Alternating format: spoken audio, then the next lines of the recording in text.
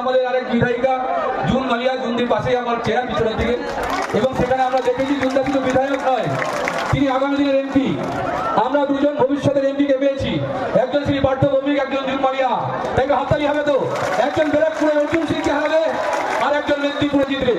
আমরা পেয়েছি আমাদের প্রিয় রফিকুল ইসলাম আমাদের এমএলএ, পেয়েছি আমাদের বদলদা থেকে আরম্ভ করে, আমাদের দিলীপ মল্লিক থেকে আরম্ভ করে, আমাদের এখানকার লক্ষ্য অধিকারী অচ্যুতানন্দ, আব্দুল কাদের মোল্লা, এবং আমাদের যারা অষ্টমী থেকে আরম্ভ করে মঞ্চে যারা আছে, মহেশ্বর সর্দার, আমাদের বাকি নেত্রী রাজদা প্রথম সন্দেশখালী এসছে, জুন্দিও প্রথম সন্দেশখালী এসছে।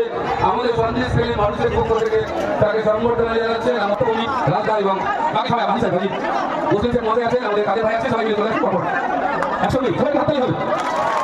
আমরা জানি সন্দেশখালীতে আমরা জিতবো, সন্দেশখালী জেতার ব্যাপারে আশাবাদী। তাই আগামী দিনে আমরা মনে করি যে বিজেপি যতই চক্রান্ত করুক, যতই নাটকের মুখ নিয়ে আসুক,